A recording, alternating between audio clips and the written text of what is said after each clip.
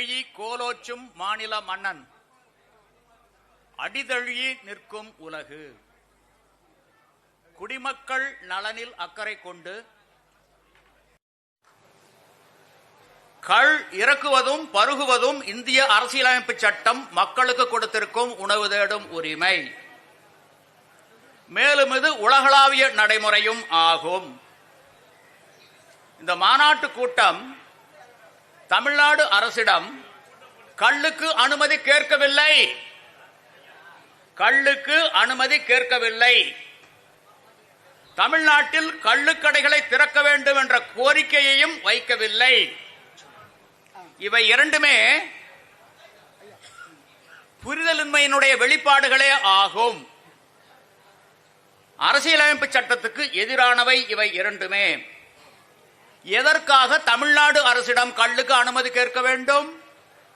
1950 ஜனவரி 26 அரசியலமைப்பு சட்டம் நடைமுறைக்கு வந்தது.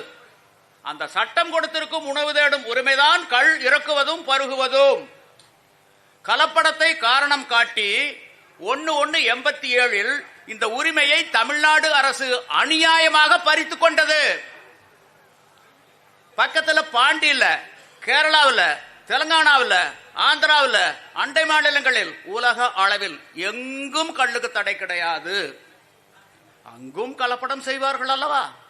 அந்த அரசுகள் எல்லாம் கலப்படத்தை கட்டுப்படுத்துகின்ற பொழுது தமிழ்நாட்டில் எங்களால் மட்டும் கலப்படத்தை கட்டுப்படுத்த முடியவில்லை என்றால் தமிழ்நாடு அரசு ஆளுமை இல்லாத அரசா?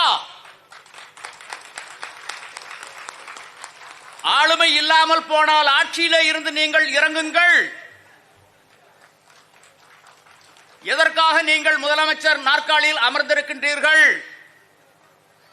இந்த கேள்விக்கு என்ன பதில், எங்கே பதில்? அடுத்து, எந்த அடிப்படையில் நீங்கள் தமிழ்நாட்டினுடைய முதலமைச்சராக அமர்ந்திருக்கின்றீர்கள்? Under what authority you are holding such an office as a chief minister of Tamil Nadu? அரசியலமைப்பு சட்டப்படி சத்தியவாக்கு பிரமாணம், ரகசிய காப்பு எடுத்தான கொண்டிருக்கீங்க. அந்த அரசியலமைப்பு சட்டத்தை மதித்து நடக்க வேண்டிய கடமை, பொறுப்பு உங்களுக்கு இருக்கா இல்லையா? இல்லை என்றால் உங்களை எப்படி முதலமைச்சராக நாங்கள் ஏற்றுக்கொள்வது? இதற்கு என்ன பதில், எங்கே பதில்? ஒரு மரத்துக்கல்ல 48 நாட்கள் ஒரு மண்டலம் தொடர்ந்து பருகி வந்தால் பல நோய்கள் குணமாகும். இது மருத்துவம். கள்ளுக்கு ஏலம் கடை என்று இருந்தால் ஒரு மரத்து கள்ளு கிடைக்குமா? வாய்ப்பே இல்லை. பல மரத்து கள்ளு தான் கிடைக்கும். அதுவும் அது கலப்பட கள்ளாத்தான் இருக்கும். அப்படி ஒரு நிலை வருகின்ற பொழுது அரசியலமைப்பு சட்டம் 47வது பிரிவில் சொல்லப்பட்டிருக்கும், except for medicinal purposes of intoxicating drinks and of drugs which are injurious to health. இந்த வரி பொருளற்று போய் விடுகின்றது. பாராளுமன்ற தேர்தல் முடிஞ்சு 39 நாடாளுமன்ற உறுப்பினர்கள் பாராளுமன்றத்தில் பதவி பிரமாணம் எடுத்துக்கிட்டாங்க. எதை தூக்கி பிடிச்சாங்க? அரசியலமைப்பு சட்டம். அந்த பிரதியை தானே தூக்கி பிடிச்சாங்க 39 பேர். அதுல பிரிவு 47 தான் மதுவிலக்கு, மது கொள்கை மற்றும் போதைப் பொருளை பற்றி சொல்லி இருக்கின்றது. அதுல என்ன சொல்லி இருக்காங்கன்னா, the state shall regard raising the level of nutrition and the standard of living of its people and the improvement of public health as among its primary duties, and in particular the state shall endeavor to bring about the prohibition of the consumption except for medicinal purposes of intoxicating drinks and of drugs which are injurious to health. The duties of the government. அரசினுடைய தலையாய கடமைகள் 3. ஒன்று, சத்தான உணவு கொடுப்பது. எது சத்தான உணவு? கள்ளா, இறக்குமதி மதுக்களா, இந்திய தயாரிப்பு அயல்நாட்டு டாஸ்மாக் மதுக்களா? கள்ளுதான். அதுல உடலுக்கு தேவையான ஊட்டச்சத்துக்கள் எல்லாமே இருக்கு. ஆனா இறக்குமதி மதுக்கள், இந்திய தயாரிப்பு அயல்நாட்டு மதுக்கள் போதைக்கு காரணமான ஆல்கஹாலை தவிர எந்த சத்தும் கிடையாது. யாராச்சும் நிரூபிக்க சொல்லுங்க சத்து இருக்குன்னு. சவால். இரண்டாவது, மக்களுடைய வாழ்க்கை தரத்தை உயர்த்துவது 2வது கடமை. எது மக்களுடைய வாழ்க்கை தரத்தை உயர்த்தும்? கள்ளா, இறக்குமதி மதுக்களா, இந்திய தயாரிப்பு அயல்நாட்டு மதுக்களா? அடுத்து மக்களுடைய உடல்நலத்தை பேணுவது. கள்ளா, இறக்குமதி மதுக்களா, இந்திய தயாரிப்பு அயல்நாட்டு மதுக்களா? இதற்காக மதுவிலக்கு கொண்டு வருகின்ற பொழுது மருந்துகளுக்கு விலக்களித்து விட்டு சித்த மருத்துவத்தில் முக்கியமான மூலப்பொருள் கள், இயற்கை விவசாயத்தில் கள் முக்கியமான மூலப்பொருள். பஞ்சகாவியா அமிர்த கரைசல் தயாரிக்கிறதுக்கு முக்கியமான மூலப்பொருள் கள். ஆக இது மருந்து. நீங்க ஒரு குடிநோயாளி ஒருத்தர் டாஸ்மாக் கடையில் அதிகமா போய் இந்த மதுக்களை குடிச்சுக்கிட்டே இருக்காரு. அவருடைய கல்லீரல் பாதிக்கப்படும். அந்த கல்லீரல் அசிட்டால் டிஹைடு என்று சொல்லக்கூடிய நஞ்சு படர்ந்து கல்லீரல் கெட்டு போய் அந்த நோயாளி உயிருக்கு போராடிக்கிட்டு இருக்கக்கூடிய ஒரு நிலை வரும். அந்த நிலையில் அப்படிப்பட்ட ஒரு குடிநோயாளி அளவாக காலையிலும் மாலையிலும் கல்லை பருகி வந்தால் அந்த அசிட்டால் டிஹைடு மெல்ல மெல்ல மெல்ல மெல்ல அகற்றப்பட்டு அந்த நோயிலிருந்து அந்த நோயாளி மீள்வார். ஆக குடிநோய்க்கு அருமருந்து கள். இது முடிய இல்லைன்னு சொல்லி மருத்துவர் வச்சு நிரூபிங்க பாப்போம். எதுக்கு தடை விதிக்கணும்? Intoxicating drinks and of drugs which are injurious to health. உடலுக்கு தீங்கும் கேடும் விளைவிக்கக்கூடிய பண்டங்களுக்கு பானங்களுக்கு தான் தடை விதிக்கணும். ஆனா என்ன பண்ணிருக்கீங்க? திருக்குறளை நிறுத்துற முன்னாடி என்ன சொல்லி இருக்காரு? செய்தக்க அல்ல செய்யக்கெடும், செய்தக்க செய்யாமை யானும் கெடும். எதை செய்யணும் அதை செய்யல, எதை செய்யக்கூடாதோ அதான் செஞ்சிருக்கீங்க. இதுதானே சரி. மொத கொரோனா வந்து கேரளாவை தான் தாக்குச்சு. ஊரடங்கு கொண்டு வந்தாங்க. அங்க மதுக்கடைகளை மூடினாங்க, கள்ளுக்கடைகளை திறந்தே வைத்திருந்தார்கள். பல ஆண்டுகளுக்கு முன்னாடி உச்சநீதிமன்றத்தினுடைய உத்தரவு, நெடுஞ்சாலை ஓரங்களில் இருக்கக்கூடிய மதுக்கடைகளை மூட வேண்டும் என்பது அந்த உத்தரவு. கேரளாவில் மதுக்கடைகளை மூடினார்கள், கள்ளுக்கடைகளை திறந்தே வைத்திருந்தார்கள். கடந்த ஆட்சியில் கேரளாவில் படிப்படியா மது விலக்கு கொண்டு வரப்பட்ட போது மது மீது கை வச்சாங்க, கள் மீது அரசு கை வைக்கவில்லை. 9 ஆண்டுகளுக்கு முன்பு பீகார்ல நிதிஷ்குமார் தலைமையிலான அரசு பூரண மதுவிலக்கு கொண்டு வந்தாங்க. அங்கே சாராயத்துக்கு தடை, இறக்குமதி மதுக்களுக்கு தடை, இந்திய தயாரிப்பு அயல்நாட்டு மதுக்களுக்கு தடை, கள்ளுக்கு விலக்களிப்பு பீகார்ல. அண்மையில குற்ற ஆவண பதிவில் பதிவு செஞ்சிருக்காங்க.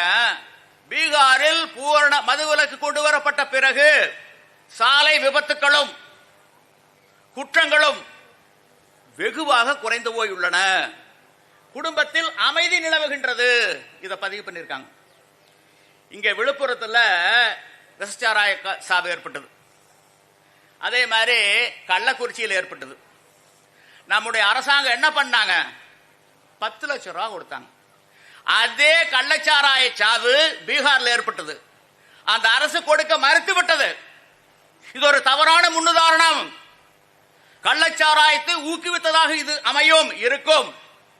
கொடுக்கல, ஆனா இங்க முன்னின்று கொடுக்கிறாங்க.